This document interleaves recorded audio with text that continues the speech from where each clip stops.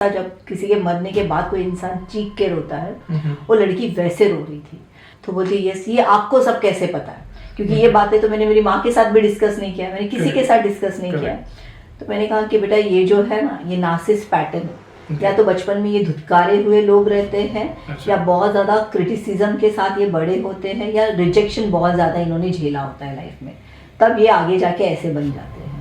आप इसको इसलिए नहीं भूल पा रहे हो क्योंकि ये इंसान जब आपकी जिंदगी में आया, आप एक प्रॉब्लम में थे। उसके बाद में इसने आपको सपोर्ट किया, तो आपके दिमाग से इसकी जो छवि है ना, वो जा नहीं रही है। आपकी जिंदगी में जो बंदा है वो नार्सिसिस्ट है, और सिर्फ नार्सिसिस्ट नहीं है, ये एक डिसऑर्डर, मतलब ये एक बीमारी को लेके चल रहा है। ये अपने दिमाग पे आपका संतुलन यानी कि कंट्रोल कर रहा है। तो समझ जाइए कि आप बहुत ही टॉक्सिक गलत रिलेशनशिप में हैं। कि पहले ये आपको कॉल करेंगे, आपको मैसेज करेंगे, आपसे बातें करेंगे, आपसे हर एक चीज़ें पूछेंगे, कैसे हो, क्या है, मतलब इतना कंसर्न दिखाएंगे, और उसके बाद में झट से गायब हो जाते हैं। Hello doctor Sandhya ma'am. नमस्ते। नमस्ते। Welcome to my podcast channel.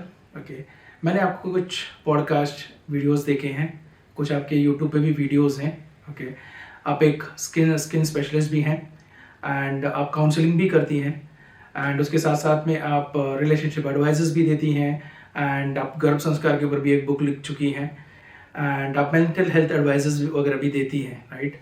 तो मुझे आपसे कुछ सवाल है जो मैं आपसे अब जानना चाहूँगा। कुछ पर्टिकुलर टर्म्स है जो आजकल लोग ज़्यादा यूज़ करते हैं, specially love bombing, gas lighting, फिर रेड फ्लैग्स हो गए। क्या है ये टर्म्स?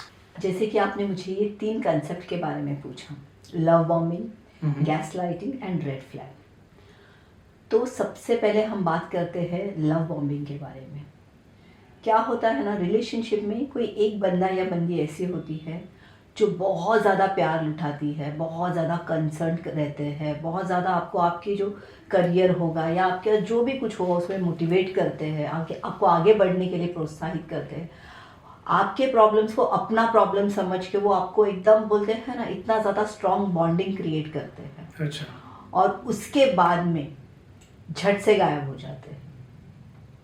अब ये जो सिचुएशंस होता है, इसकी शुरुआत कैसे होती है कि पहले ये आपको कॉल करेंगे, आपको मैसेज करेंगे, आपसे बातें करेंगे, आपसे हर एक चीज़ें पूछेंगे, कैसे हो, क्या है, मतलब इतना कंसर्न दिखाएंगे कि वो जो इंसान होता है सामने वाला, उसको ऐसा लगता है कि ये मेरी पूरी दुनिया है, इसके अलावा मेरे और कुछ भी नहीं है। तो वो अपनी पूरी ज़िंदगी उस इंसान में समा जाते हैं, यानी कि अपने आप को उसमें समर्पित कर देते हैं। फिर जब सामने वाले को पता चलता है कि अभी ये बंदा या बंदी पूरी तरीके से मेरे में इन्वॉल्व है, अब ये मुझे छोड़ के जा नहीं सकती है, इसके लिए इसका पूरा बोलता है ना, पूरा परिवार, पूरा जीवन ही मैं हूँ, तब ये लोग स्टार्ट करते हैं उस इंसान के साथ में धीरे धीरे से अपने आप को पीछे रखना। यानी कि सबसे पहले ये क्या करते हैं, आपको कॉल्स करते हैं, मैसेज करते हैं, घंटों बात करते हैं, आपके मैसेज का तुरंत रिप्लाई करते हैं, आपके कॉल का तुरंत रिप्लाई करते हैं। पर धीरे धीरे धीरे ये जो ये चीज़ें आगे बढ़ती जाती है, वैसे क्या होता है, इनके फ़ोन कॉल्स कम होने लगते हैं, मैसेजेस कम होने लगते हैं। उसके बाद आप ये सोचते हो कि भाई क्या हुआ, इस इंसान ने कॉल क्यों नहीं किया। जब आप कॉल करते हैं तो तभी आपको इमीडिएट वो कॉल का रिप्लाई नहीं करेंगे। अच्छा। इमीडिएट आपके मैसेज का वो रिप्लाई नहीं करेंगे। स्टार्टिंग में ऐसा होता है कि आपका मैसेज वो आधे घंटे के बाद रीड करेंगे। फिर थोड़े दिन के बाद क्या होता है कि वो रीड आपका आधे घंटे का 1 दिन में कन्वर्ट हो जाता है। फ़ोन कॉल्स जो होते हैं, जो आपको दिन में 2 या 3 बार करते होंगे, वो फिर दिन में 1 बार हो जाता है। वो भी कैसे, जब आप कॉल करेंगे तब वो फ़ोन उठाएंगे, आप मैसेज भी करोगे तो रिप्लाई उनका तुरंत नहीं होता है। फिर उसके बाद में थोड़े दिन ऐसे चले जाते हैं, फिर आप एक कंसर्न दिखाते हो कि भाई क्या हो गया, तो बताएंगे कि मैं बिज़ी हूँ, मेरा टास्क है, मैं काम में बिज़ी हूँ, या वो अपनी फैमिली का एक ऐसा सिचुएशन या ऐसा सिनेरियो क्रिएट करेंगे कि भाई मैं इसमें बिज़ी था। तो सामने वाले को क्या लगता है कि भाई सच में ही इंसान बिज़ी होगा। इसका मुझे छोटा एग्जाम्पल देती हूँ। मेरे पास एक ऐसा केस आया था, जो लड़की पिछले कुछ 6 महीनों से अपने आप को उसने आइसोलेटेड करके रखा था। Okay. ना वो कॉलेज जाती थी, ना उसके ट्यूशन्स के लिए वो जा रही थी, घर से बाहर ही नहीं निकलती थी, घर में अंधेरा करके रखा था और उसको बार बार पैनिक अटैक्स आ रहे थे।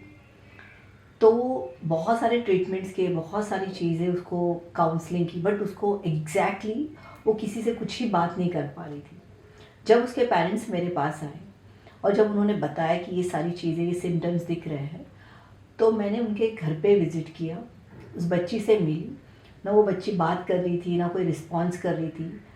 फर्स्ट डे मैं गई, बात किया, पर उसका लड़की का कोई रिस्पॉन्स नहीं था। सेकेंड डे मैं गई, क्योंकि मैंने उनके पेरेंट्स को बोला था मुझे कम से कम इसके लिए 21 डेज़ कंप्लीट लगेंगे इस लड़की को इसमें से बाहर निकालने के लिए। अगर आप एग्री हो तो हम लोग फर्दर ट्रीटमेंट स्टार्ट करते हैं। तो उनके पेरेंट्स ने कहा कि आप जितना मंथ बोलेंगे चलेगा, बट मेरी बच्ची इसमें से बाहर आनी चाहिए। जब उस बच्ची से बात किया, 1 दिन 2 दिन उसका कोई रिस्पॉन्ड नहीं था। मतलब वो ऐसी लग रही थी कि जैसे एक इंसान को ना जीते जी डेड हो जाता है, वैसे उस बच्ची की हालत थी। उसके बाद थर्ड डे मैंने उनके पेरेंट्स को कहा कि मैं शायद आज आ नहीं पाऊँगी, क्योंकि मेरे और भी अपॉइंटमेंट्स थे और मुझे देखना था कि इस लड़की का रिस्पॉन्ड क्या होता है। थर्ड डे जब मैं नहीं गई तो उसने उसके पेरेंट्स से फर्स्ट एक बात किया कि वो क्यों नहीं आया आज मुझे मिलने। Okay. तब उसके पेरेंट्स ने मुझे कॉल किया कि प्लीज़ आप आ जाइए, क्योंकि आज फर्स्ट टाइम उसने हमसे बात किया है। जब मैं गई उस लड़की से तो मैंने फर्स्ट उसको पूछा कि क्या हुआ है, क्यों अपने आप को इतनी आइसोलेटेड किया, इतना ज़्यादा। मतलब मैंने उसके बेडरूम में देखा कि उसने इतने अच्छे पिक्चर्स लगाए हुए थे, उसके टास्क उसने लिखे हुए थे कि उसको कौन से ईयर में कहाँ जाना है, किधर पहुँचना है, उसके सारे टास्क उसके रेडी थे। तो फिर मैंने हल्के से उसको पूछा कि कोई रिलेशनशिप इश्यू है, और जो उसने रोना शुरू किया, एंड मैंने उसको रोने दिया ताकि उसके इतने दिन से उसके दिल के अंदर जो चीज़ें दबी हुई थी वो बाहर निकलना बहुत ज़रूरी था। Correct. सो उसने पूरा रोई, कम से कम मुझे लगता है वो 5 to 10 मिनट सिर्फ रो रही थी, और मैंने उसको रोने के लिए दिया। और ऐसे रोते हैं ना कि जैसे कोई हमसे कुछ बहुत इम्पॉर्टेंट चीज़ें निकल जाती है या छिन जाती है, क्या किसी का हम बोलते हैं ना एक उस इंसान का खो जाना है, हमेशा के लिए खो जाना है, बोलते हैं ना मरने जैसा। जब किसी के मरने के बाद कोई इंसान चीख के रोता है, वो लड़की वैसे रो रही थी। अच्छा. मैंने उसे शांत करने नहीं दिया, गई मैं, और मैंने सोचा कि वो जितना अपने आप को खुद शांत कर लेगी तब तक मैं बैठूंगी। जब वो पूरी तरीके से शांत हुई तब उसने बताया कि मैं एक लड़के से प्यार करती थी और वो लड़के ने मुझे, अब वो कोई कांटेक्ट में नहीं है, ठीक है, और मैंने बहुत ट्राई किया, बहुत ये किया, तो वो हमेशा मुझे अवॉइड कर रहा है। तो मुझे समझ में नहीं आ रहा कि एग्जैक्टली क्या है। तब मुझे तब पता चला ये और कुछ नहीं है, ये एक नार्सिज्म पैटर्न है। ओके, ये जो भी बंदा इसके लाइफ में है ये एक नार्सिस पर्सनालिटी है। नार्सिस पर्सनालिटी एक अलग होती है और एक होता है एनडीपी, यानी कि नार्सिस डिसऑर्डर पर्सनालिटी। ओके, इसके अंदर भी 6 टाइप के पर्सनालिटीज होते हैं। अब मैं इस पे बात करती हूँ, आगे हम लोग इसके बारे में भी बात करेंगे। अच्छा, ओके।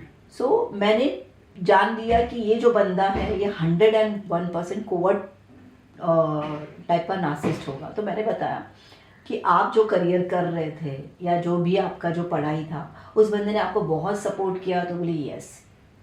मैंने कहा कि ये इंसान आपकी ज़िंदगी में तब आया जब कोई डिफ़िकल्टीज आप फेस कर रहे थे। तो उसने बोला या मैं एक ऐसे सिचुएशन में फंसी थी जिसमें इस इंसान ने मुझे बाहर निकाला और इसने मुझे बहुत सपोर्ट किया, और ये जो सपोर्ट था वो धीरे धीरे वो प्यार में कन्वर्ट हो गया। फिर उसके बाद में ये बंदा इसको हमेशा फ़ोन्स करने का, मैसेज करने का, इसके कंसर्न पूछने का, इसके आगे के प्रोजेक्ट्स के बारे में जानने का, मतलब बहुत अच्छे से सब कुछ चल रहा था। और she is also very happy कि कोई तो है जो मुझे मेरे करियर में, मेरे इसमें मतलब जो पढ़ाई में मुझे हेल्प कर रहा है। तो वो बहुत ज़्यादा खुश थी।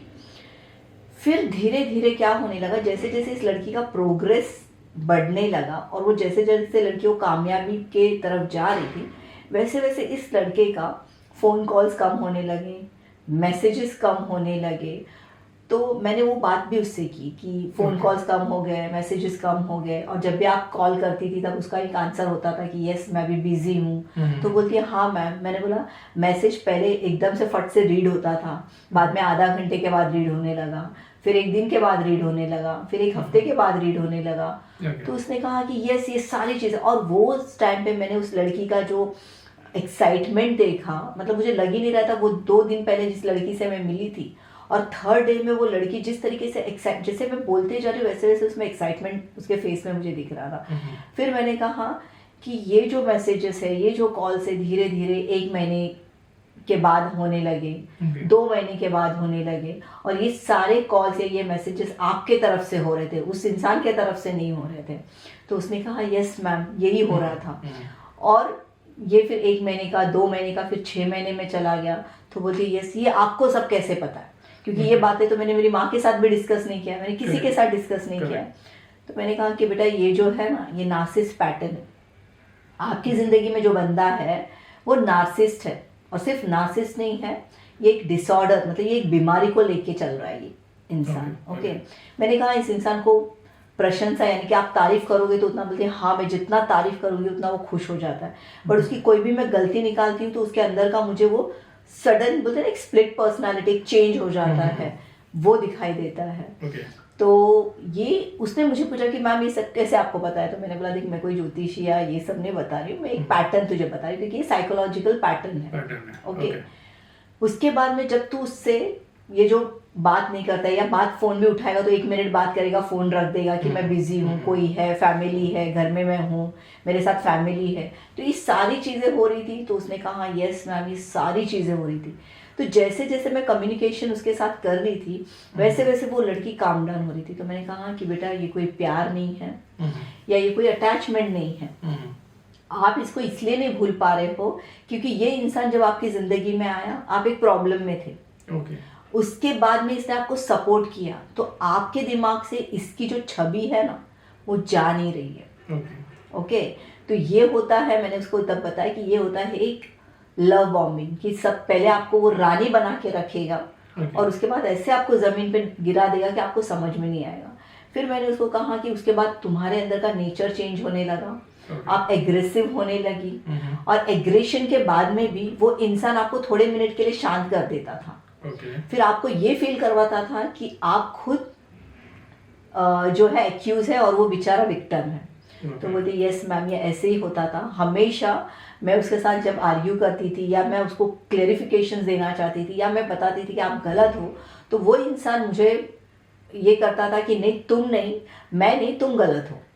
और वो इस तरीके से उसको कन्वर्ट या इस तरीके से कन्विंस कर देता था कि वो लड़की गलत है और वो लड़का सही है। यानी कि तुम्हारी सोच पे, तुम्हारे सोचने की समझ पे, तुम्हारे पूरे ब्रेन के जो बोलते हैं ना उसको मैनिपुलेट कर देते थे सामने वाला। तो ये मैंने उसको बोला ये ऐसा होता था, तो बोलते यस। मैंने बोला इसी को बोलते हैं गैस लाइटिंग। यानी कि सामने वाला पूरी तरीके से आपके ब्रेन को कंट्रोल में रखता है, यानी कि आप जो सोच रहे हो, समझ रहे हो, आप आपके अंदर ही नहीं होते हो।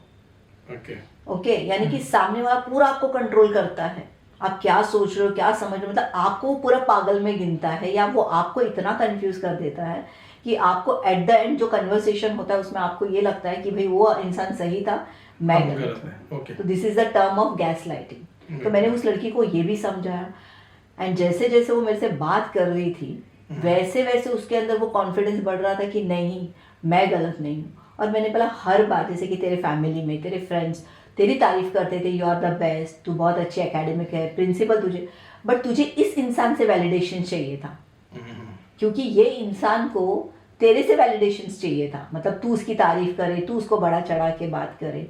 तो मुझे बोलने लगी यस मैम। और जब भी मैं बात करती थी मैं बिजी हूँ, मेरा टास्क है, मेरा काम है, तुझे समझ में नहीं आ रहा है, मतलब जो इंसान पहले आपको टाइम दे रहा था, आपको टाइम निकाल के बात कर रहा था, सडनली आप उसकी ज़िंदगी में गई और उसको टास्क आने लगे, वो बिजी होने लगा। तब मैंने उसको बताया कि बेटा एक काम कर, आज जो मैं तुझे बात कर रही हूँ, मैं भी तुझे ऐसा लगेगा कि मैं काउंसलिंग के लिए आई हूँ तो मैं तुझे गुमराह कर रही हूँ। मैंने बोला ये जो पर्सनालिटीज़ होते हैं ना, ये 100 में से सिर्फ 50% सच बात करते हैं, बाकी का 50% इनका इल्यूजन होता है, इनकी मनगढ़ंत कहानियाँ होती है, क्योंकि ये आप पे कंट्रोल पाना चाहते हैं और ये आपको कभी भी कोई भी चीज़ में बोलते हैं ना क्लेरिफिकेशन नहीं देंगे। अच्छा, कि okay. जैसे हम कम्युनिकेशन करने के लिए बैठे हैं तो आज हम बोलते हैं यार हम लोग को ये झगड़ा निपटाना है, मुझे इस बात को टॉपिक को खत्म करना है, तो चल लेट्स टॉक। तो ये आपको वो कम्युनिकेशन में आएंगे ही नहीं, बिकॉज इनको सोल्यूशन नहीं चाहिए। इनको मालूम है ये जो कर रहे हैं वो गलत है, इनको मालूम है कि ये जो कुछ हो रहा है ये सारी चीजें गलत है, बट इनको कंट्रोल चाहिए होता है। okay. और ऐसा कंट्रोल चाहिए होता है, और ये लोग जब भी टारगेट करेंगे ना, कोई नॉर्मल इंसान को टारगेट नहीं करेंगे, ये लोग ऐसे ही लोगों को टारगेट करते हैं जो खुद बहुत ज़्यादा कॉन्फिडेंट होते हैं, समाज में इनका रिस्पेक्ट होता है, समाज में इनके लोगों के मतलब बोलते हैं ना, इनको एक दर्जा होता है। और ये जो लोग होते हैं ये सिर्फ ये सपने देखते हैं, ये ड्रीम में होते हैं। इनको लगता है जैसे अगर ये ए कर रहे हैं ना तो इनको लगता है ये जेड तक गए हैं। यानी कि ये जो लोग होते हैं इनके कभी भी सपने पूरे नहीं होते। जो ये सपने देखते हैं इनके लाइफ में वो सपने कभी पूरे नहीं होते, तो ये अपने आप को इल्यूजन में डालते हैं। इतना ज्यादा इल्यूजन्स होता है ना कि हमें वो मतलब सामने वाले को वो इतना वो कन्विंस कर देते कि सामने वाले को भी लगता है कि यस, अगर ये किसी कंपनी में मैनेजर के पोस्ट में होंगे तो ये बताएंगे कि हम लोग सीईओ है उस कंपनी के। अच्छा, समझ में आया? तो इस तरीके का इनका रहता है। अगर वो एक प्रोजेक्ट कोई काम कर रहा है जिसके अंदर 15 लोग काम कर रहे हैं, ओके, ये आपको बताएंगे कि ये पूरा प्रोजेक्ट मैंने अकेले ने कंप्लीट किया है। मतलब वो किसी और का नाम नहीं लेंगे, क्रेडिट लेते हैं। ये सारा चीज का क्रेडिट वो खुद लेंगे, भले उसके पीछे बहुत सारे लोग काम कर रहे हैं, बट ये बोलेंगे मैंने। और ये लोग क्या करते हैं, वैसा पोर्ट्रे भी करते हैं। इनके इर्द गिर्द में जो चापलूस लोग होते हैं जिनको ये फीड करते हैं, फीड इन द सेंस क्या होता है ना, इन लोगों के अंदर एक कैपेसिटी होती है कि ये लोगों को दया दिखाकर अपने आप को बहुत महान, मैं बहुत अच्छा इंसान हूँ, ये दिखाने के लिए लोगों को हेल्प भी करते हैं। और ये जो हेल्प इनका करने का इसके पीछे का एक सबसे बड़ा उद्देश्य क्या होता है कि लोग उनकी तारीफ करें, लोग उनके अंडर में रहें। तो इन लोगों के अंडर में जो रहते हैं वो कौन रहते हैं, चालाक लोग, चापलूस लोग, ठीक है, जो जैसे इसने इनको फीड करना बंद कर दिया या उनके उसके ही अगेंस्ट में जाके दूसरे के पास खड़े हो जाएंगे। इन्होंने अपने सराउंडिंग में वैसे ही लोगों को पाला होता है। लेकिन जो सच में इनकी जिंदगी में जो अच्छे लोग हैं ना, उनके साथ ये लोग इस तरीके के नार्सिसिस्ट बिहेव करते हैं, उनको तंग करते हैं, उनको मैनिपुलेट करते हैं। तो मैंने इस बच्ची को बोला मेरी बात मत सुनना, तू किसी डिटेक्टिव को हायर कर और इसके बारे में इसने जो जो तेरे को जिस कंपनी के बारे में बताया है ना, इसका प्रोफाइल निकाल के लेके आ। यू कम टू नो कि क्या है इसका प्रोफाइल। उसके पेरेंट्स लोगों ने विद इन अ वीक के अंदर उसका प्रोफाइल निकाला। मतलब इसने जो कंपनी का सीईओ बताया था उस कंपनी में वो काम कर रहा था, दैट इज फैक्ट। मैंने क्या कहा, 50% ये लोग सही बात करते हैं, 50% इन लोगों का इल्यूजन होता है, ये खुद क्रिएट करते हैं, क्योंकि इनके खुद के ड्रीम होते हैं। तो मैंने तो वो सारा चीज सही निकला, जो जो मैंने बात किया, तो वो लड़की इतना ज्यादा इम्प्रेस हो गई कि मुझे मैम आपने ये कैसा। तो मैंने बोला ये मैंने ना बहुत रिसर्च किया इस चीज पे, और ये रिसर्च में वो आज काम आ रहा है। तो मैंने फिर बाद में उसको कहा कि ये जो इंसान है ये कभी भी तुझसे प्यार नहीं करता था, इसकी तो जरूरत थी। क्यों जरूरत थी? क्योंकि जब तू उसको बैक करती थी ना कि प्लीज मेरे से बात करो, प्लीज मुझे मिलने आओ, प्लीज मुझे मैसेज करो, इसका ईगो सेटिस्फाइड होता था। क्योंकि उसको लगता था कि यार जिस लड़की के पीछे पूरी दुनिया पागल है, वो मेरे पीछे पागल है। ये जो ईगो है ना, ये इनका सेटिस्फाइड होता है। तो ये एक तरीके का हम बोल सकते हैं एक मनोविकृति है। जब इस लड़की को मैंने ये सारी चीजें समझाई, मैंने कहा बेटा आप ये जो इंसान है इसको पूरी तरीके से अपनी ज़िंदगी से कट डाउन करो, क्योंकि ये इंसान तुमसे प्यार नहीं करता है। भले तुमने इसको बात करना बंद कर दिया है ना, ये तुम्हें किसी ना किसी तरीके से कांटेक्ट करने की कोशिश करेगा, बट ये भी कांटेक्ट आपका 1 दिन का, 1 मिनट का या 5, क्योंकि वो आपको फिर से टटोल रहा है, फिर से हिला रहा है। तो बोलते मैम इसने हमेशा ऐसा ही किया है।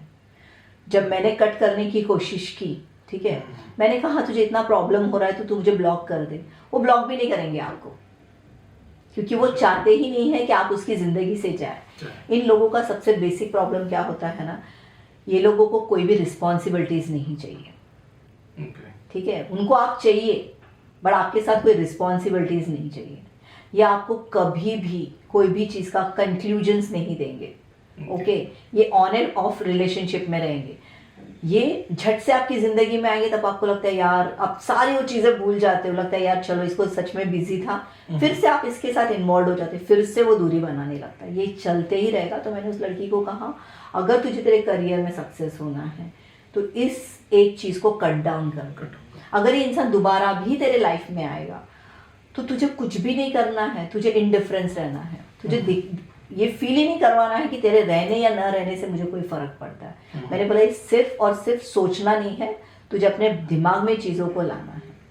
जो आपका थर्ड ये जो था रेड फ्लैग, ये जो चीज़ें होती है ना, जो आपको किसी भी चीज़ का कंफ्यूजन न देना, कोई भी चीज़ में आपको मतलब बोलते हैं ना एक वैलिडेशन नहीं देना, हमेशा आपको कंफ्यूज रखना, that is called red flag. ठीक है, यानी कि आपको क्लियरिटी ही नहीं देते हैं ये लोग। आपको हमेशा उसमें उनको ना मजा आता है। आप उनके सामने बैक कर रहे हो, आप तड़प रहे हो, आप रो रहे हो, उनको वो चीजें क्या करती है ना, किक देती है। अच्छा। उनको मजा आता है। और जो बेचारे जो विक्टिम है, एक्चुअली ये क्या क्रिएट करते हैं, ये सामने वाले को एक्यूज क्रिएट करते हैं और खुद को विक्टिम बताते हैं, बट ये एक्चुअल में ये खुद एक एक्यूज है और सामने वाले को ये लोग विक्टिम ये कर रहे हैं। बहुत सारे ऐसे बच्चे हैं, बहुत सारी ऐसी फैमिलीज है, बहुत सारे ऐसे मैं लेडीज भी बोल सकती हूँ, जेंट्स भी बोल सकती हूँ, उन्होंने अपनी लाइफ ऐसे रिलेशनशिप में बर्बाद कर दी है। ये जो लोग हैं ये समाज के लिए बोलते हैं ना एक दीमक की तरह होते हैं। दीमक क्या करता है, आपको बाहर से खोखला नहीं करता, आपको अंदर से खोखला कर देता है और एक दिन इमारत पूरी तरीके से ढल जाती है। वैसे ही इंसानों को भी ये अंदर से खोखला करते हैं, उनके अंदर का कॉन्फिडेंस खत्म कर देते हैं। ऐसे लोगों को ऐसी ऐसी बीमारियां देते हैं। मैंने ऐसे भी देखा है कि ये सिचुएशन में जो इंसान होते हैं वो बहुत ज़्यादा मतलब बोलते हैं ना एक पेन के साथ, एक तड़प के साथ उनकी ज़िंदगी इतनी ज़्यादा मतलब ना वर्स्ट कंडीशन में चली जाती है कि मैंने लोगों को देखा है इसके वजह से एंजाइटी होना, अपने अंदर का एंगर बढ़ना, पैनिक अटैक्स आना, डिप्रेशन में चले जाना। बहुत सारे लोगों ने तो अपनी लाइफ को भी पूरी तरीके से ख़त्म कर दिया है या कोई ख़त्म करने की सोचता है। तो मैं बोलती हूँ कि ये ऐसी जो पर्सनालिटीज़ है ये समाज के लिए सबसे खतरनाक है।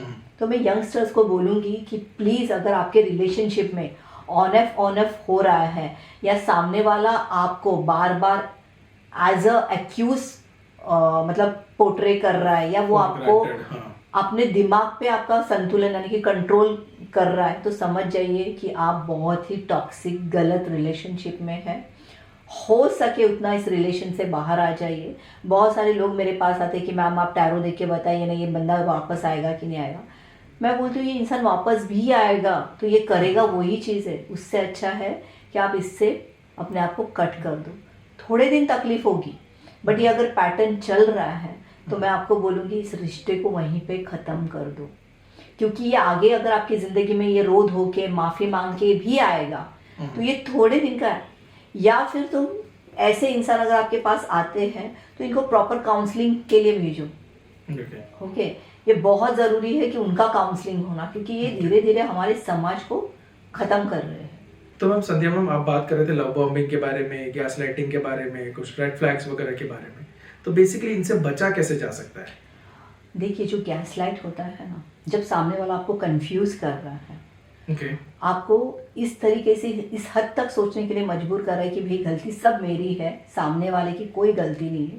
अगर वो इंसान आपको गिल्ट में डाल रहा है तो सबसे पहले आपको ये ध्यान में रखो कि सामने वाला ये जताता है कि उसका ब्रेन बहुत स्ट्रांग है, he is a very powerful, उसका मतलब सोच बहुत स्ट्रांग है। तो याद रखना आपको सबसे पहले आपका सेल्फ रियलाइजेशन करना बहुत ज़रूरी है कि ये इंसान मुझे गिल्ट में डाल रहा है, वाकई में गिल्ट में हूँ क्या। ये आपको कम से कम है ना खुद का आत्म परीक्षण करना बहुत ज़रूरी है। जब वो इंसान चला जाए 10 मिनट्स आप शांति से बैठो, सारे सिचुएशन को याद करो और सोचो कि वाकई में और ये इंसान जो बोल रहा है वो सही है। आपके सलाहकार होंगे, आपके फ्रेंड्स होंगे या कोई मेंटोर होगा, आपको ये सिचुएशन उसके साथ डिस्कस करो और डिस्कस करने के बाद जब आपको आंसर आता है ना कि नहीं भाई ये जो इंसान है ये गैस लाइटिंग कर रहा है, 2 कदम अपने आप को इस रिश्ते से आप पीछे खींच लो। क्योंकि सही समय पे सही टाइम पे किया हुआ जो डिसीजन होता है ना, क्या होता है ना कभी कभी हमें इन्वॉल्व होने के बाद में वो 2 स्टेप पीछे लेना बहुत ही मुश्किल होता है। इसके लिए जब भी ऐसे कोई इंसान आपको कंफ्यूज कर रहा है तो आपके कोई सीनियर है, कोई आपके फ्रेंड है या सबसे बेस्ट मैं कहूँगी कि कोई काउंसलर है, कोई मेंटोर है, उससे सलाह लेना बहुत ज़रूरी है। अच्छा। दूसरा लव बॉम्बिंग। कोई इंसान आपको इतना ज़्यादा प्यार कर रहा है या इतना ज़्यादा प्रोत्साहन, ये क्यों कर रहा है? क्या वजह है इसके पीछे। तो इसका फैमिली बैकग्राउंड जानना, इसके सराउंडिंग को जानना बहुत ज़्यादा ज़रूरी है। इस टाइम पे भी टाइम रहते अगर आप कंसल्ट करेंगे या काउंसलिंग करेंगे तो आपको पता चलेगा इसके बैकग्राउंड के, क्योंकि आप जो देख रहे बोलते ना प्यार अंधा होता है, हमें कुछ भी दिखाई नहीं देता, लेकिन हमारे जो नेबर्स होते हैं या हमारे फ्रेंड्स होते हैं, हमारे माता पिता हैं, वो ब्लाइंड नहीं होते हैं उस वक्त। तो आप एक बार ऐसे इंसान को अपने घर में इंट्रोड्यूस कीजिए। ओके, आप किससे मिल रहे हो, किससे बात कर रहे हो, आपकी क्लोज फ्रेंड होगी या फिर आपके कोई मेंटोर होंगे, उससे बात करवाइए। तो क्या होता है ना, टाइम रहते आप इस चीज़ से इजीली बाहर निकल सकते हो। अच्छा। रेड फ्लैग यानी कि वो इंसान बात बात पे आपको ह्यूमिलेट कर रहा है, बात बात पे उसका एग्रेशन बढ़ रहा है, उसका रिस्पेक्ट टूट रहा है, एब्यूसिंग लैंग्वेज का इस्तेमाल कर रहा है, धमका रहा है, डरा रहा है। तो ये भी एक ऐसा रेड फ्लैग है, यानी कि एक ऐसा सिम्टम है कि आपको टाइम रहते इसमें से बाहर निकलना बहुत ज़रूरी है। अच्छा, तो संध्या मैम, हमने एक कैंपेन रन किया था, मैं खुद भी कभी काउंसलिंग करता हूँ, तो उसमें से कुछ हमें क्वेश्चंस मिले थे जो मैं आपसे पूछना चाहूँगा। ओके, तो मेरा पहला सवाल है आपसे, ग्रेंडियोस या जिनको हम कोवर्ट नार्सिसिस्ट भी बोलते हैं, ये कौन होते हैं एक्चुअली? देखिए, बेसिकली ये जो लोग होते हैं ना, ये अपने आप को सबसे ज़्यादा, मतलब उनको ऐसा लगता है कि उनके वजह से ही पूरी दुनिया चल रही है। अच्छा, ठीक है। ओके। जैसे बेसिकली हम लोग इनको डे ड्रीमर भी बोल सकते हैं। ओके। बोलते हैं ना, दिन में खाली पुलाव पकाना, अच्छा, ये भी एक टर्म्स होता है। ओके। कि उनको लगता है कि उनसे दुनिया चल रही है, उनसे सिस्टम चल रहा है, वो नहीं होंगे तो पता नहीं इस दुनिया का क्या हो जाएगा। ओके। और इनकी एक आदत होती है, ये छोटी से छोटी अचीवमेंट को बड़े से बड़ा करके दिखाएंगे आपको। अच्छा। अगर समझो इनको एग्जाम में 60% आए हैं तो ये आपको बोलेंगे मुझे 93% मिला है। अच्छा, ओके। इतना बड़ा चढ़ा के। और दूसरा, इनके अंदर क्या होता है ना, ये हमेशा उनके बात करते वक्त आपको एक चीज़ पता चलेगी, ये कभी भी हम नहीं बात करेंगे। इनके बात करते वक्त क्या होता है मालूम है, मैंने किया, मेरे से हुआ, मैंने ये सब कुछ किया, मतलब उनके वर्ड में आपको एक मैं दिखाई देगा। तो समझ जाना कि ये इस टाइप की पर्सनालिटीज है, ये कोवर्ट में सबसे ज़्यादा दिखाई देती है। अच्छा, ओके। तो मेरा दूसरा सवाल है आपसे, ऐसे एक टर्म है वल्नरेबल या फिर कोवर्ट नार्सिसिस्ट, ओके, इनकी हम पहचान कैसे कर सकते हैं? देखिए, ये जो होते हैं ना, ये बहुत आपको शर्मीले दिखेंगे, ज़्यादा बात नहीं करेंगे, बहुत ज़्यादा इंट्रोवर्ट रहेंगे।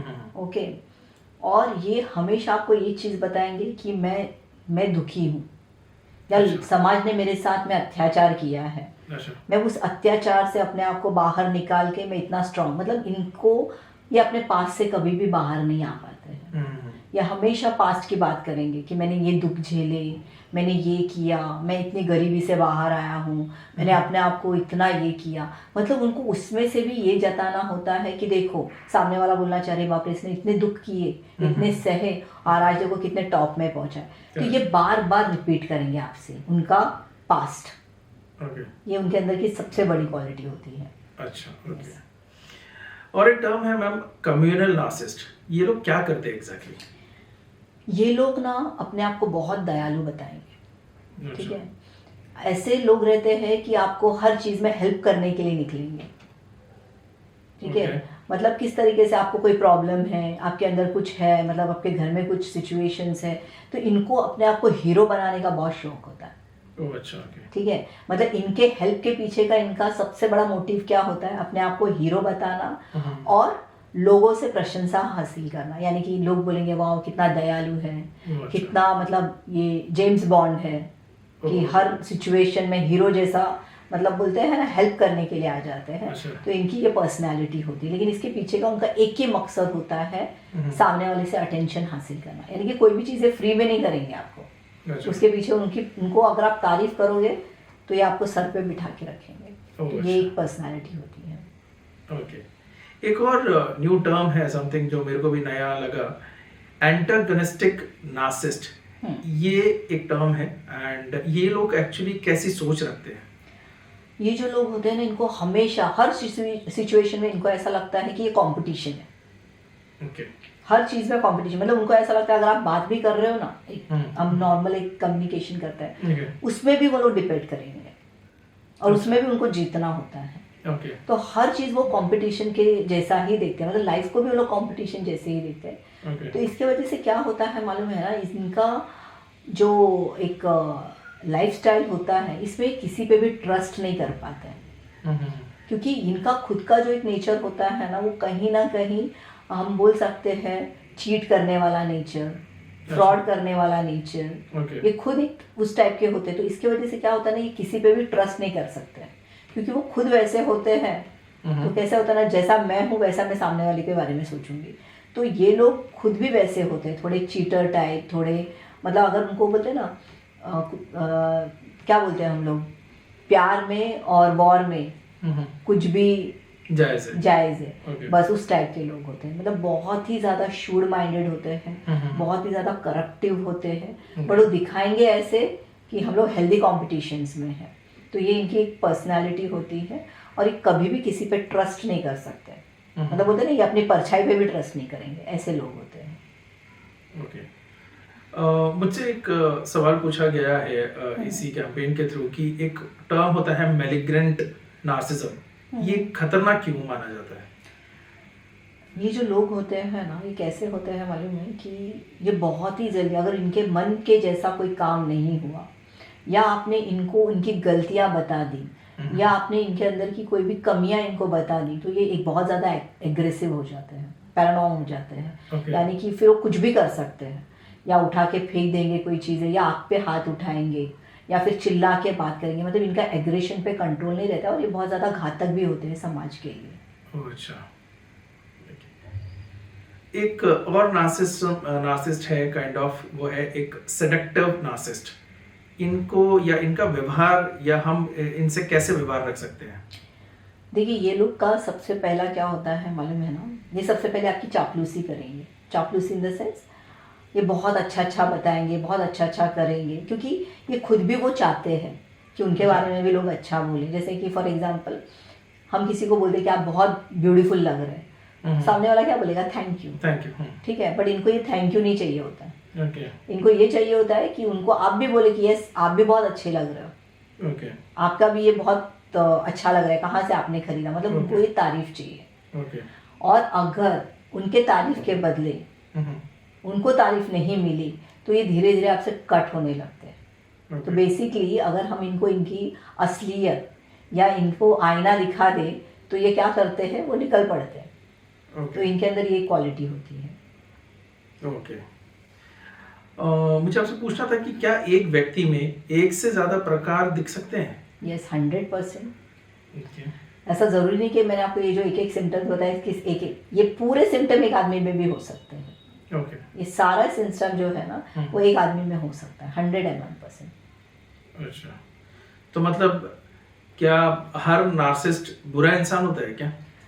देखिए, बुरा इंसान तो नहीं होता है, ठीक है, लेकिन क्या होता है ना कि अगर इन्होंने टाइम रहते अपने आप को संभाला नहीं, या फिर अगर टाइम रहते, जैसे मैंने अभी आई सिम्टम्स बताया, अगर इसमें से भी हमारे व्यूअर्स में भी अगर कोई ये देख रहा है या सुन रहा है, तो मैं बोलूँगी अगर ये सिम्टम्स आपके अंदर है, तो टाइम रहते इसका ट्रीटमेंट करवा लो। तो हो सकता है ये घातक ना हो।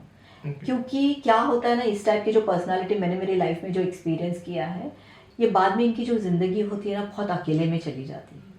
अच्छा। रिश्ते टूट जाते हैं, अपने साथ छोड़ देते हैं, लोगों को धीरे धीरे इनके अंदर की हरकतें समझ में आने लगती है, तो लोग नफरत करने, और मैंने देखा है कि ये जो पर्सनालिटी में इनके करीबी लोग इनको सबसे पहले छोड़ के चले जाते हैं। अच्छा। ये तब तक उनके साथ रहते हैं जब तक उनकी मजबूरी है। ओके। इनके साथ कोई भी खुश नहीं रह सकता है। अच्छा। इनके साथ जो भी रहेंगे वो सिर्फ और सिर्फ मजबूरी, और जिस दिन उनकी वो मजबूरी खत्म हो जाएगी ना, वो लोग इनको छोड़ के चले जाते हैं। इसके लिए ज़्यादातर लोग आपको अगर जो अनाथ आश्रम में दिखते हैं, या मेंटल असाइलम में दिखते हैं, या फिर डिप्रेशन जो पेशेंट्स होते हैं, ये सारे जो होते हैं ये नार्सिसिस्ट पर्सनालिटीज होते हैं। मतलब मैं 100% नहीं बोल सकती हूँ, लेकिन होते हैं, बट मोस्ट ऑफ देम होते हैं, क्योंकि इनकी फैमिली इनसे नफरत करने लगती है एक सर्टेन टाइम के बाद। अच्छा, ओके। अब आपने इतना सब बताया नार्सिसिज्म के बारे में, नार्सिसिस्ट के अलग अलग टाइप्स के बारे में, तो मैं आपसे अभी ये पूछना चाहूंगा कि इनसे हम कैसे निपट सकते हैं, या हमारे व्यूअर्स जो देख रहे हैं कैसे निपटेंगे इनसे? देखिए, सबसे पहले मैं आपको एक ही चीज़ बताऊंगी, जितने सिम्टम्स मैंने आपको बताया है, जिनके जो बिहेवियर, इनके पैटर्न, देखिए सारे नार्सिसिस्ट के पैटर्न जो है ना आपको सेम दिखेंगे। ये सबसे पहले आपको बहुत बहलाएंगे, फुसलाएंगे, अपनी तरफ आकर्षित करेंगे, वो आपको कुछ गिफ्ट देंगे या किसी भी तरीके का मदद करेंगे, किसी भी ट्रॉमा से आपको बाहर निकालेंगे। इनका सिर्फ और सिर्फ एक ही मकसद होता है, आपको कंट्रोल में करना। तो अगर ऐसी पर्सनालिटी आपकी लाइफ में है, कोई आपको कंट्रोल करना चाहता है, तो सबसे पहले कोई आपको तारीफ भी कर रहा है ना, तो आप पहले समझो कि आपको वाकई तारीफ की ज़रूरत है। ठीक है, फर्स्ट। सेकंड, अगर ये इंसान फर्स्ट डे पे अगर आपके मैसेज जो उसका जो कंटिन्यूशन में चल रहा था, जो आपको कॉल कर रहा था, ओके, उसके कॉल्स कम होने लगे हैं, या फिर उसके मैसेजेस कम होने लगे, उसके रिप्लाई शॉर्ट्स में जा रहे हैं, तो ये एक सिम्टम्स है।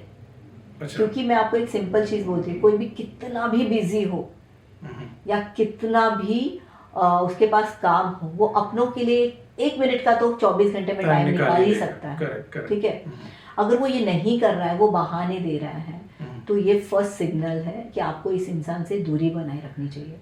हम क्या करते हैं ना, कभी कभी हम इग्नोर कर देते हैं, कभी कभी हम उस इंसान के उस एहसान पे इतने दबे हुए रहते हैं ना कि, और उस इंसान ने भी हमारे माइंड को इतना कंट्रोल किया हुआ रहता है कि हम ये मानने के लिए रेडी नहीं होते हैं कि ये इंसान मेरे लिए कुछ गलत कर सकता है या ये इंसान मेरे लिए गलत हो सकता है। तो याद रखना, दुनिया में ऐसे लोग हैं, ये नार्सिसिस्ट तो आजकल बहुत ज़्यादा ही फैल रहे हैं, जैसे कि बोलते हैं ना, एक बीमारी जैसे फैल रहे हैं, और ये बीमारी ही है। अच्छा। ओके, ये खुद एक बीमार इंसान है, और ये शायद ही उनको भी मालूम नहीं है कि ये बीमार है। अच्छा। तो अगर आपके रिलेशनशिप में आपको एक बोलते हैं ना, एक सेम वेव नहीं दिख रहा है, तो वहां पे अपने आप को अलर्ट कीजिए। ओके। ठीक है, इस इंसान से बात करने से अच्छा मैं तो बोलती हूँ इसकी जासूसी कीजिए। ओके। कि अगर, क्योंकि क्या होता है ना, अगर मैं एक बिजी हूँ, मेरा एक टास्क है, ठीक है, आज मैं भी एक डॉक्टर हूँ, मेरी भी एक फैमिली, मेरी भी फ्रेंड्स है, तो मेरे एक अपॉइंटमेंट्स है, तो मैं मेरे सबसे पहले मेरे लव्ड वंस को मैं बोलूँगी, मेरी फैमिली को कि अरे आज मैं ओटी में हूँ, मैं इतने घंटे बात नहीं कर सकती हूँ। ठीक है, जैसे आपने एक बार मुझे, आपका फोन बंद होने वाला था, तो आपने मुझे कहा ना कि मैं 4 घंटे बात नहीं कर सकता।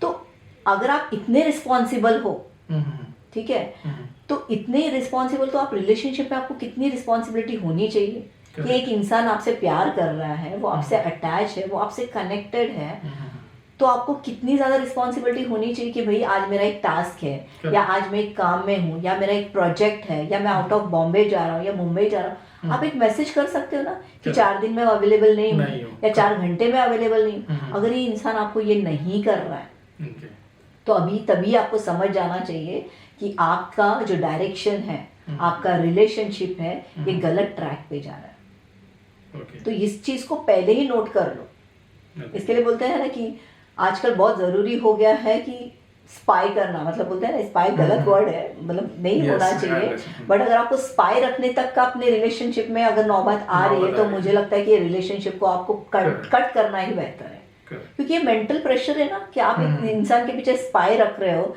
या अपने दिमाग को एज अ स्पाई इस्तेमाल कर रहे हो, यानी कि सोचिए आप अपने मेंटल हेल्थ को कितना खराब कर रहे हो। आप अपने करियर से डिस्ट्रैक्ट हो रहे हो, आप आपकी फैमिली से डिस्ट्रैक्ट हो रहे हो, आप आपके फ्रेंड से डिस्ट्रैक्ट हो रहे हो। मतलब वो इंसान आपको न बोलते हुए, न करते हुए, वो आपको एक आइसोलेटेड जगह पे ढकेल रहा है, वो आपको अपने आप में आइसोलेटेड कर रहा है। तो आप इस सिम्टम्स को समझने की कोशिश करो। ओके।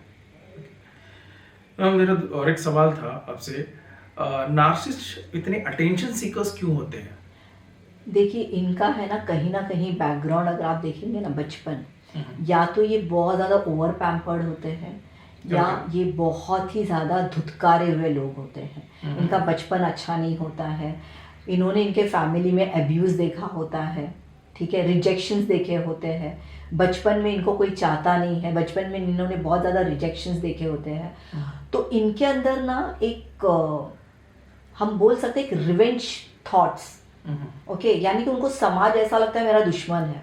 तो इनके अंदर बचपन से ही है ना एक रिवेंज वाली सोच अपने आप पनपती है, जो उनको समझ में भी नहीं आता है, और आगे बढ़ते बढ़ते है ना ये इतना डेंजरस हो जाता है, उनको खुद को भी नहीं पता चलता है कि ये एक बीमारी से ग्रस्त हो गए हैं।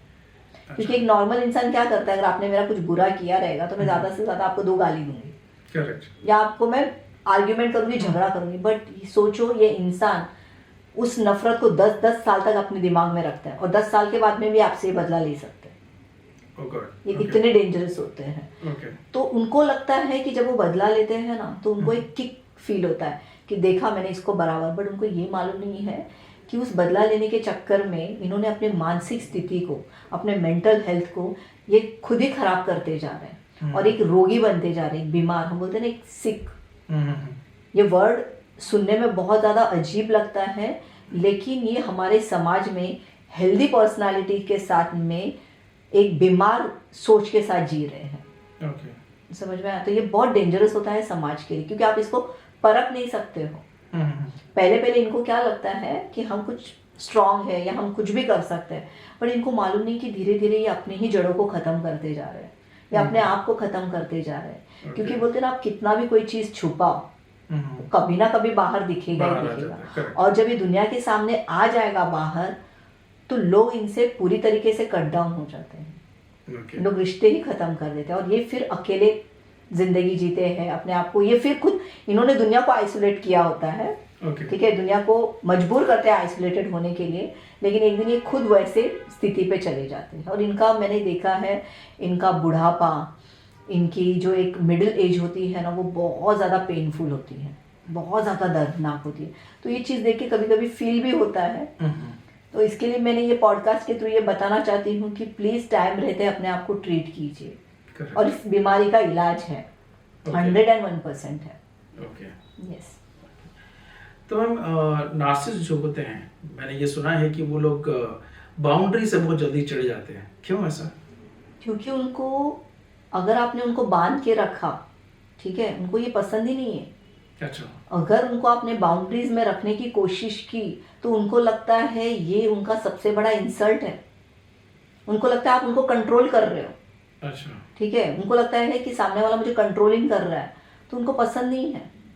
और उनको ये मालूम नहीं है कि बाउंड्रीज, यानी कि कोई इंसान आपको रास्ता दिखा रहा है, सही रास्ता दिखा रहा है, वो आपके अच्छे के लिए है। बट इनको लगता है कि ये मेरे पे ओवर पावर कर रहा है, यानी कि मेरा पूरा पावर जो है ये सामने वाला ले रहा है। क्योंकि इनको लोगों को बाउंड्रीज में रखना अच्छा लगता है, अपने कंट्रोलिंग में रखना अच्छा लगता है। तो ये चिढ़ जाते हैं अगर आप इनको कोई सजेशंस दो, मतलब आपको दिख रहा है कि ये कुछ गलत कर रहे हैं, ओके, तो एकदम से चिढ़ जाएंगे, एकदम से वाइल्ड हो जाएंगे, और आप कंफ्यूज हो जाएंगे, सर मैंने क्या बोला था ऐसा, इतना क्यों चिढ़ गया है। बट हमें ये पता ही नहीं है कि ये इंसान जो है ये एक नार्सिसिस्ट पर्सनालिटी है। इसको बाउंड्रीज में रखना या बाउंड्रीज बताना भी इसको अच्छा नहीं लगता है। तो ये छोटे छोटे सिम्टम्स है, अगर आपके फैमिली में भी, अगर आपकी इसमें भी आपको ये दिखता है, तो ये भी एक बोलते हैं ना, एक रेड सिग्नल है कि भाई अपने आप को अभी इधर ही रोक लो। अच्छा, ओके। यस। तो मैम, ये जो नार्सिज्म है, ओके, या नार्सिसिस्ट पर्सनालिटी आप जैसे बात कर रहे हो, इसका किसी भी तरह से उनके बचपन से कोई लेना देना होता है? यस, 100% होता है ना। मैंने जैसे कहा ना कि या तो ये ओवर पैम्पर्ड रहते हैं, या तो बचपन में ये धुतकारे हुए लोग रहते हैं, या बहुत ज़्यादा क्रिटिसिज्म के साथ ये बड़े होते हैं, या रिजेक्शन बहुत ज़्यादा इन्होंने झेला होता है लाइफ में, तब ये आगे जाके ऐसे बन जाते हैं। अच्छा, ओके। तो नार्सिसिस्ट के जो तबके के जो लोग हैं या उनकी जो पर्सनालिटी है, उनको अपनी समस्या का किसी भी तरह का एहसास होता है कभी जीवन में? कभी भी नहीं होता है। ओके। उनको कभी भी नहीं लगता है कि वो गलत है। इसीलिए बोलते हैं ना कि बहुत डिफिकल्ट होता है इनका ट्रीटमेंट करना, क्योंकि इनको लगता ही नहीं कि ये गलत है। इनको लगता है ये जो भी कर रहे हैं, जैसे भी है, वो परफेक्ट है। अगर आप इनको सोल्यूशंस भी देंगे ना ट्रीटमेंट के लिए, वो मानेंगे नहीं, क्योंकि वो खुद एक्सेप्ट ही नहीं कर रहे ना कि वो बीमार है।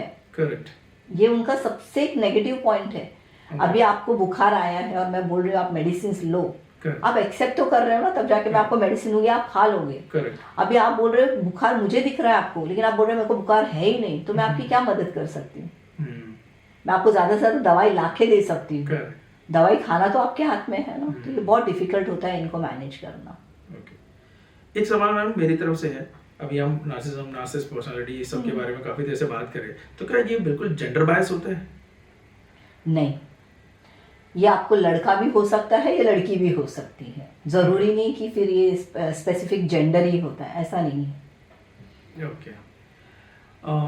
नार्सिस्ट जो है लोग हैं, आपने प्यार के बारे में बात किया, लव रिलेशनशिप, ये सबसे रिलेटेड है कॉन्सेप्ट, तो क्या ये लोग भी प्यार कर सकते हैं? ये प्यार तो नहीं कर सकते हैं, Okay. ठीक है, बट हाँ इनको ज़रूरत होती है। Okay. इनको ज़रूरत है आपकी, तो ये ज़रूरत के लिए आपके पास आएंगे। ये प्यार कब करेंगे मालूम है? इनका प्यार भी टर्म्स एंड कंडीशंस पे होता है। अच्छा। अगर तुमने मेरी बात मानी, हम्म, अगर तुम मैंने जैसे कहा वैसे हो, अगर तुमने मुझे क्वेश्चन नहीं किया, अगर तुम मेरी तारीफ कर रहे हो, तो ये आपके साथ रहेंगे। अदरवाइज नहीं होता। तो हाँ, क्योंकि देखिए प्यार मैंने क्यों बोला नहीं, क्योंकि हम जब किसी से प्यार करते हैं ना, हम सरेंडर हो जाते हैं। Terms and conditions. हम टर्म्स एंड कंडीशंस नहीं रखते, हम पूरी तरीके से सरेंडर हो जाते हैं। हम अपने आप को उस इंसान के लिए समर्पित कर देते हैं। बिल्कुल। बट यहाँ पे प्यार ही नहीं है ना। अगर प्यार होता तो वो आपके साथ में gas lighting, okay, love bombing, red flag करेगा ही नहीं, करेक्ट। क्योंकि वो पूरा समर्पित है आपके लिए। आप जो बोलोगे, जैसे बोलोगे, आपके साथ रहेंगे। तो इनका प्यार तो मुझे नहीं लगता है कि ये किसी से प्यार कर सकते हैं। प्यार तो ना के बराबर है। अच्छा, ओके। तो ये जो नार्सिसिस्ट लोग होते हैं, ये लोग झूठ बहुत बोलते हैं, क्यों? देखिए ये झूठ इसके लिए बोलते हैं क्योंकि ये जो फेलियर होता है ना, फेलियर, ये बर्दाश्त ही नहीं कर सकते हैं। ओके। ओके, और हर चीज़ में इनको अपना बड़ा चढ़ा के बात करना बहुत अच्छा लगता है। सपोज एक एग्जांपल देती हूँ, अगर इनको कहीं का मैनेजर का पोस्ट मिला है, ओके, अभी उन्होंने सबको क्या बोला है, मेरे को कल तो मैं इस कंपनी का सीईओ बनने वाला हूँ। अच्छा, ओके। ओके, अब अचानक से इसको मैनेजर बना दिया, ओके। ठीक है, तो अब ये क्या करेगा? इसके लिए तो ये शर्म की बात है। बट एक नॉर्मल इंसान क्या बोलेगा कि हाँ भाई मेरे को सीईओ बनाने वाले थे, बट मैं मैनेजर का पोस्ट दे दिया, पता नहीं क्या है, किसी और को बना। तो वो क्या बोलते हैं ना, उसको एकदम फ्रूटफुली या एकदम हेल्दी वे से उसको एक्सेप्ट करते हैं कि नहीं मिला है, नेक्स्ट टाइम मैं ट्राई करूंगा। इनके अंदर वो बर्दाश्त ही नहीं कर सकते ये। तो ये क्या बोलेंगे, अरे मेरे को सीईओ मिलने वाला था लेकिन मैंने लिया नहीं, बिकॉज मुझे उसमें मजा नहीं आया। ओके। समझ में आया ना? Okay. क्योंकि वो पोजीशन मेरे लायक की लगी ही नहीं मेरे को। मुझे पहला लगा था, पर अब मुझे नहीं लगता है वो पोजीशन में। मुझे वो सब, मुझे अलग ही, मुझे मैनेजर बन के मुझे ये करना पसंद है। तो जहाँ पे भी इनकी कमियां इनको छुपानी होती है ना, तब ये लोग इस तरीके से मैनिपुलेट करते हैं। इसके लिए ये लोग बहुत ज़्यादा झूठ बोलते हैं, और कभी कभी इनके बोले हुए झूठ उनको खुद को याद नहीं रहते। अच्छा। क्योंकि आप जब झूठ बात करते हो, ठीक है, तो इसका कोई सीक्वेंस नहीं है ना। ओके, इसके लिए बोलते हैं ना, जो झूठ इंसान बात करता है ना, उसकी मेमोरी बहुत स्ट्रांग होनी चाहिए, और इनकी मेमोरी बहुत वीक रहती है। ओके। तो ये पकड़े जाते हैं। तो ये भी एक साइन है इनको फाइंड आउट करने का कि ये जो आपसे बात कर रहे हैं ना, ये जो बात करते हैं, ये आपको बताएंगे कि मेरा इसके साथ पहचान है, ये मेरा दोस्त है, वो मेरा दोस्त है। अगर मैं किसी के साथ में एक फोटो खींच लूंगी या कुछ कर लूंगी, तो एक फंक्शन में गई रहेगी, वो इंसान मिल गया होगा और मैंने एक फोटो निकाला होगा, कोई सेलिब्रिटीज होंगे या कुछ भी होगा, ठीक है, लेकिन ये ऐसे बताएंगे ये तो मेरा बचपन का दोस्त है। अच्छा। तो इतने लेवल का भी झूठ बोल सकते हैं, क्योंकि ये इल्यूजन में रहते हैं ना। इनका ज्यादातर लाइफ इल्यूजन में जाता है। They are very day dreamers. बैठे बैठे वो सपने देखेंगे, बैठे बैठे वो दुनिया के किसी भी कोने में जाके आ सकते हैं, और वो आपको बताएंगे भी वो चीजें। अच्छा। अगर वो जिस चीज में गए भी नहीं होंगे ना, उस चीज में भी आपको बताएंगे कि मैं यूएस जाके आया, मैं लंदन जाके आया। ये सारे इमेजिनरीज होते हैं। ओके। वो शायद एयरपोर्ट गए होंगे, ओके, लेकिन वो बताएंगे आपको कि वो लंदन और ये जाके आया। तो इतना झूठ बोलने का उनका लेवल रहता है। ओके। ओके, तो क्या मैम ये जो ग्रैंडियोज या फिर जैसे हम कोवर्ट नार्सिसिस्ट बोलते हैं, मैंने देखा है या कई ऐसे कैंपेन के थ्रू क्वेश्चंस आए थे, इनके रिश्ते ज्यादा टिकते नहीं है, टूट जाते हैं, क्यों? क्योंकि क्या होता है ना, बेसिकली आप मुझे बताइए, मैं आपकी कितने दिन तक तारीफ कर सकती हूँ? एक लेवल तक ना, लिमिट है, एक लिमिट है। अब इस इंसान को पूरा दिन इसकी तारीफ सुनना है, तो सामने वाला तो बोर हो ही जाएगा ना। बराबर। और दूसरे साइड में क्या होता है मालूम है ना, ये हमेशा अपने आप में एक एम्पैथी में रहेंगे। मतलब इनको लोगों से सांत्वना चाहिए। अरे बाप रे, आपने तो अपने आप को कितना ये किया, कितने स्ट्रगल में आपने ये किया, अरे आपने तो ये टास्क कंप्लीट कर लिया। मतलब ये दो तरीके का पहलू है। एक तो इनको तारीफ चाहिए, दूसरा इनको सिंपैथी चाहिए। ओके। तो एक रिलेशनशिप में एक इंसान कितना इनको ये सिंपैथी और तारीफ करते बैठेगा, तो एक सर्टेन टाइम के बाद सामने वाला चिढ़ जाता है। फिर वो क्या होता है ना, या तो ये लोग छोड़ देते हैं या तो सामने वाला। लेकिन बहुत मैंने देखा हुआ है रिलेशनशिप में, नार्सिसिस्ट को हमेशा लोग छोड़ देते हैं। ओके। ये लोगों को नहीं छोड़ते हैं, ये कभी भी नहीं छोड़ पाते हैं। ओके। क्योंकि आपको इनसे क्या हो रहा है, सामने वाले को, नार्सिसिस्ट को आपसे किक मिल रही है ना, जो उसको किक चाहिए वो आपसे मिल रही है। आप उनके खुराक हो। ओके। तो ये आपको कभी नहीं छोड़ेंगे, याद रखना। अगर आप इनको बोलेंगे ना मुझे ब्लॉक कर दो, ये कर दो, ये आपको कभी ब्लॉक नहीं करेंगे। अच्छा। क्योंकि आप वो उनके लिए, आप उनके खुराक हो, आपका वो उनके लिए आप एंटरटेनमेंट हो। उनको जो किक मिल रही है वो आपसे मिल रही है, तो आपको कैसे ब्लॉक करेंगे। तो बेसिकली क्या होता है ना कि ये लोगों को नहीं छोड़ते हैं, लोग इनको छोड़ के चले जाते हैं। इसके लिए मैंने कहा ना कि इनका लास्ट वक्त जो होता है ये आइसोलेशन में गुजरता है। ये बहुत अकेलेपन में चले जाते हैं। ठीक है। इसके बाद में इनको मेंटल ट्रॉमास बहुत होते हैं। मतलब आप देखेंगे कि इनका एक पैटर्न ही वैसा हो जाता है, जो ये मेरा एक्सपीरियंस है। तो आपने बताया थोड़ी देर पहले कि नार्सिस वगैरह जो होता है उनको गुस्सा आता है, उनको कंट्रोल नहीं रहता, तो क्या कर सकते हैं ऐसे नार्सिस वाले लोग उनका? देखिए, बहुत सारे ऐसे भी नार्सिस्ट है जिनका आउट ऑफ कंट्रोल हो जाता है, तो ये लोग किसी को मार भी सकते हैं। ये किसी को भी मतलब बोलते हैं ना, एक जख्म पहुंचा सकते हैं। किसी को भी ये लोग मतलब बोलते हैं ना, ये इतने एग्रेसिव हो जाते हैं ना कि इनको कंट्रोल करना, मतलब घर में से सामान चीज़ों को उठा के फेंक देना, पटक देना, तो इनके अंदर वो एग्रेशंस दिखता है। तो ये कहीं ना कहीं बोलते हैं ना, इनके साथ अगर ये सिम्टम्स वाले लोग हैं तो इनके साथ में रहना भी थोड़ा डेंजरस रहता है। तो देखो, आप अगर बर्दाश्त कर रहे हो, आपको गाली दे रहे हैं, गलोच कर रहे हैं या मार रहे हैं, अब्यूज कर रहे हैं, आप कितने दिन बर्दाश्त करोगे? जिस दिन आपको एक मौका मिल जाएगा निकलने का, तो आप उसमें से निकल जाओगे ना।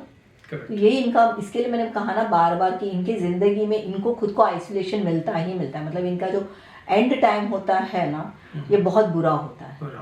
यस। तो ये जो आपने गैसलाइटिंग के बारे में बहुत अच्छा एक्सप्लेन किया। ओके। तो ये नार्सिस जो है ये गैसलाइटिंग करते क्यों है? देखिए, इनको है ना लोगों के दिमाग पे कंट्रोल करना बहुत अच्छा लगता है। ओके। ये पर्सनालिटी होती है ना, वो कभी भी आपको एक बात बहुत अच्छे से बोलेंगे कि मुझे मेरे माइंड पे बहुत ज़्यादा कंट्रोल है, मुझे मेरे माइंड पे बहुत। इनके जो इंट्रोडक्शन पार्ट होते हैं ना, इसमें उनको आपको ये मिलेगा ही मिलेगा। ये एक बार तो आपको बोलेंगे मुझे मेरे माइंड पे बहुत ज़्यादा कंट्रोल है, मैं अपने माइंड से कुछ भी कर सकता हूँ। तो आप सोचो, जो इंसान की मनस्थिति या मानसिकता ऐसी है, वो क्या करेगा? अगर आपसे उससे ज़्यादा पावरफुल माइंड किसी का होगा तो क्या करेगा? वो बर्दाश्त नहीं करेगा। तो सबसे पहले वो आपके माइंड को ही वीक करता है, सबसे पहले वो आपके माइंड को ही कंट्रोल करता है। तो आपके माइंड को कंट्रोल, जैसे हम बोलते हैं ना हिप्नोटिस करते हैं, तब क्या करते हैं? आपके माइंड को कंट्रोल करके फिर वो आपसे वो काम करवाते हैं। ओके। तभी वो आप काम करते हो ना, आपका माइंड वीक हो जाता है। आप वो बोलेंगे कि ये सैंटा क्रूज है तो सैंटा क्रूज है, ओके, ये विरार है तो ये विरार है। तो सबसे पहले आपके माइंड को कंट्रोल करके, उसको वीक करके, ये आपको आपकी मतलब बोलते हैं ना उंगली में नचाने का काम करते हैं। उन्होंने दिन बोला तो दिन, रात बोला तो रात, वैसा। तो इसके लिए इन लोग क्या करते हैं ना, सबसे पहले आपका स्ट्रॉन्ग पॉइंट कहाँ है? आपका ब्रेन है। इसके लिए क्या बोलते हैं, दिमाग एक ऐसी चीज़ है जो डिस्ट्रॉय भी कर सकते हैं, जो क्रिएट भी कर सकते हैं। ये लोग आपके माइंड को वीक करके ये क्रिएट करते हैं जो स्टोरी, उसको आप बिलीव करते हो। अगर आप स्ट्रॉन्ग माइंडेड रहेंगे, अगर ये बोलेगा कि मैं किसी कंपनी का सीईओ, तो आप क्वेश्चन करोगे ना। तो सीईओ तो कौन से कंपनी में सीईओ, तो आपका काम क्या है, आपके प्रोटोकॉल्स क्या है, आप क्वेश्चनिंग करोगे। इनको क्वेश्चनिंग पसंद नहीं है, दे डोंट लाइक क्वेश्चनिंग। लेकिन जब आपका ब्रेन, आपका दिमाग इनके कंट्रोल में है, ये आपसे क्वेश्चन करेंगे ही नहीं। करेक्ट। समझ में आया ना? जैसे उन्होंने बोला वैसे आप करोगे। लेकिन इनका सबसे बड़ा टारगेट क्या होता है ना, इनका ये कहाँ फेल हो जाते हैं, ये कभी भी वीक लोगों को अपना टारगेट नहीं बनाते हैं। ये वैसे ही लोगों को टारगेट बनाते हैं जो हाई क्वालिफाइड है, एजुकेटेड है, टैलेंटेड है, ब्रिलियंट है। क्योंकि उनको टारगेट बनाने में मजा क्यों आता है? बिकॉज उनको ऐसा लगता है कि पूरी दुनिया इनके सामने झुक रही है और ये बंदा मेरे सामने झुक रहा है। तो वो जो बोलते हैं ना, वो पावर उनको मिलता है, वो किक उनको मिलती है, वो सेटिस्फैक्शन इनको मिलता है जो उनके ईगो को क्या कर रहा है, सेटिस्फाई कर रहा है। इसके लिए ये लोग कभी भी याद रखना, अपने से नीचे लेवल के लोग या फिर ऐसे छोटे मोटे लोगों से ये लोग कभी भी ये नहीं करेंगे। स्ट्रॉन्ग हेडेड लोगों को ही ये अपना टारगेट बनाते हैं, क्योंकि इनमें उनको मज़ा आता है। इनकी वो एक मानसिकता है। और इसमें क्या होता है ना, जो स्ट्रॉन्ग हेडेड होते थोड़े दिन तक इनके चुंगल में आ जाते हैं, लेकिन बाकी जो रहता है ना, एक सर्टन, आप कितने किसी को टैप कर सकते हो, मे बी उस इंसान का कर्मा अच्छा रहेगा, वो निकल भी जाएगा। समझ में आया ना? तो इसमें ये पार्ट बहुत करता है इम्पोर्टेंट रोल। क्योंकि आप नार्सिसिज्म के बारे में बात कर रहे हैं, तो हमें इतना सब कुछ आपने बताया, तो अगर किसी को उससे एक गुड दूरी बना के रखनी है, एक सेफ डिस्टेंस जिसको हम बोलते हैं, तो कैसे कर सकते हैं? देखिए, जब भी आप ऐसे रिलेशनशिप में आते हैं तो मुझे ऐसा लगता है ना कि डेटिंग वीटिंग करने से अच्छा, आप अगर सीरियस, अगर आप सेंसिटिव हो, आप लॉयल हो, आप बहुत समर्पित हो, आप 100% बोलते हैं ना अपने जीवन में किसी को एक एंट्री देना चाहते हो, तो मैं प्लीज़ सारे व्यूवर्स को एक ही एक रिक्वेस्ट करूँगी कि कोई भी रिलेशनशिप आपके, सिर्फ ये नार्सिसिस्ट करके नहीं है, कोई भी रिश्ते अगर आपके जीवन में आते हैं ना, तो प्लीज़ उसका काउंसलिंग करवाइए।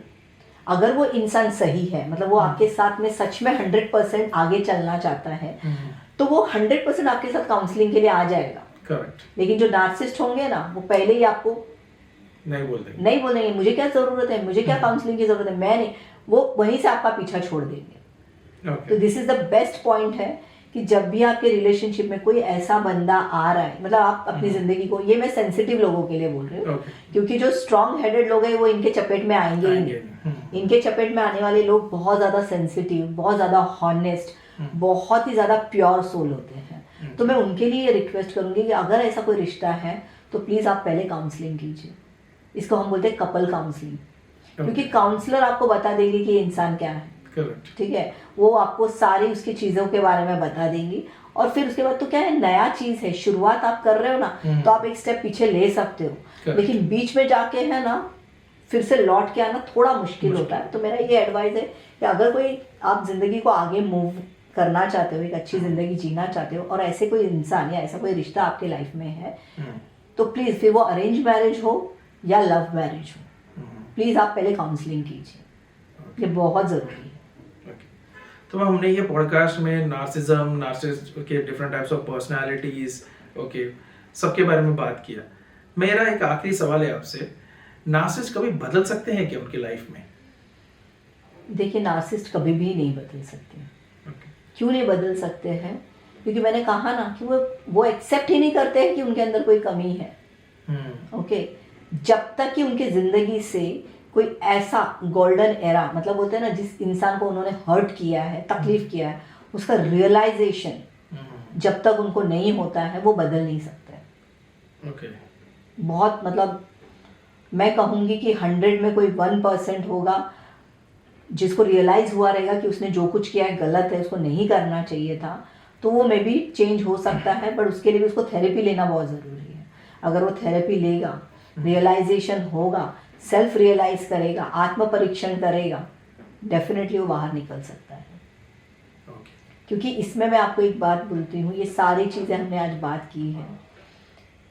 आपने मुझे पॉडकास्ट के पहले क्वेश्चन किया था कि मैम क्या कर्मा इसको इफेक्ट करता है क्या? Correct. आपने एक क्वेश्चन किया था मेरे से, तो यस, 101%, क्योंकि आप जो करोगे ना वो आपको मिलेगा।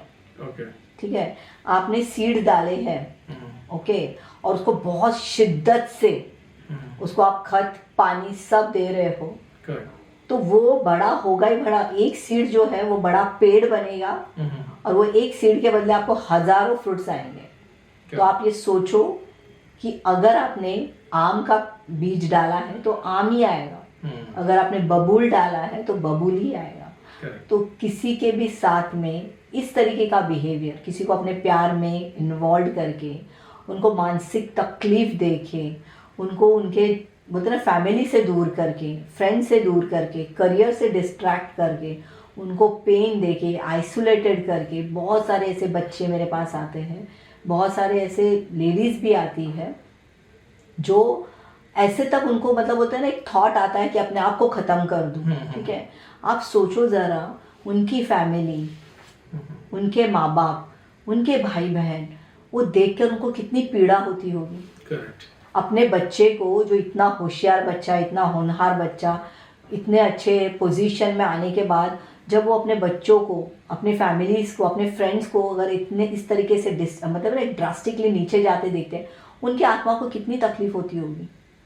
ठीक है, आप एक सोचिए ना कि अगर आपके फ्रेंड के साथ ऐसा हुआ है, बेस्ट फ्रेंड है, और आप देख रहे हो कि वो कैसे उसका स्लैब नीचे गिरते जा रहा है, आपको भी होगा ना कि भाई इसको क्या करूँ मैं, किस तरीके से इसको बाहर निकालूँ, मैं ऐसा क्या करूँ। तो आप एक इंसान को मनोरुग्ण बना रहे हो। ठीक है, आप एक इंसान को बीमार बना रहे हो, जबकि आप खुद एक बीमार हो। बोलते हैं ना, एक वायरस दूसरे वायरस मतलब कनेक्ट हो जाते तो बीमारी, एक आम की पेटी के अंदर एक सड़ा हुआ आम पूरी पेटी को खराब कर देता है। तो आपकी एक गंदी सोच, आपका एक नार्सिज्म थॉट, या फिर आपकी जो एक बीमारी जो है, वह एक पूरी फैमिली को बर्बाद कर रहा है। ठीक है, तो आपको ये पता होना चाहिए कि आपकी अकेले से एक पूरी जिंदगी उजड़ रही है, डिस्ट्रॉय हो रही है। तो आपको नहीं लगता कि आपको फिर से वो आपको ये करेगा, बैकफायर करेगा? 100% करेगा। आप जो करोगे आपको मिलेगा ही मिलेगा। आपने किसी अपनों का दुख दिया है, आपका कोई अपना दुखी होगा और आपके सामने होगा। ठीक है, क्योंकि क्या होता है ना, मैंने जो केसेस देखे हैं वो पेरेंट्स को तड़पते हुए देखा है अपने बच्चों के लिए। ओके, मैंने ऐसे भी लोगों को देखा है कि जो अपनी फैमिली में ऐसे लोगों के साथ में वो जूझ रहे हैं। तो आपको नहीं लगता है कि ये उनको फायर बैक होने वाला है, उनको ये करेगा? 100% करेगा। तो मैं उन लोगों के लिए भी ये एक एडवाइस देना चाहती हूँ कि अगर आप ये कंसेप्ट, ये माइंडसेट लेके चल रहे हो तो टाइम रहते ही इसको ठीक करो। नहीं तो वो तो इंसान बोलते हैं ना, आपने किसी को खड्डे में डाला है ना, वो उस खड्डे से बाहर आ जाएगा, लेकिन जब आप खुद खड्डे में गिरोगे ना, उसको निकालने के लिए कोई नहीं रहेगा। बोलते ना, आप जिसको परेशानी में डाल रहे हो, यूनिवर्स किसी ना किसी को तो भेजेगा उसको उस परेशानी से दूर करने के लिए, लेकिन आप कभी भी उस परेशानी से बाहर नहीं निकल सकते हो। तो ये जो कंसेप्ट, ये माइंडसेट अगर आपका है, या आप अपने ईगो को सेटिस्फाइड करने के लिए, अपने आप को सेटिस्फाइड करने के लिए कर रहे हो, तो ये आपकी मनोविकृति है। आप एक बीमार इंसान हो, आप समाज के लिए एक घातक इंसान हो। तो टाइम रहते ही अपना ट्रीटमेंट करना आपके लिए बहुत ज़रूरी है। इससे बोलते हैं ना, समाज खोखला होने से बचेगा।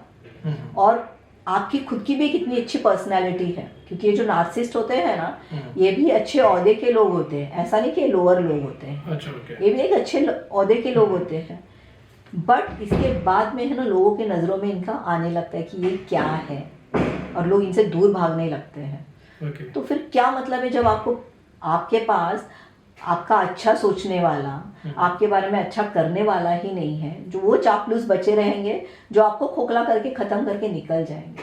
तो टाइम रहते अपने खुद का ट्रीटमेंट कीजिए, काउंसलिंग कीजिए, और इसमें से आप बाहर निकलिए। यही मैं कहना चाहूँगी। Okay Sandhya ma'am, thank you so much podcast में आने के लिए। Thank you so much.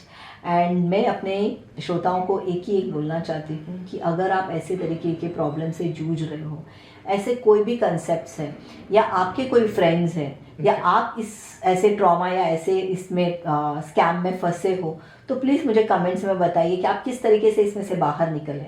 या कोई आपके दोस्त है जो इसमें ट्रैप में फंसे हैं, तो आप चाहते हो कि उसमें से बाहर निकलना है आपको, तो प्लीज़ मुझे कमेंट्स में बताइए। Thank you so much. God bless you.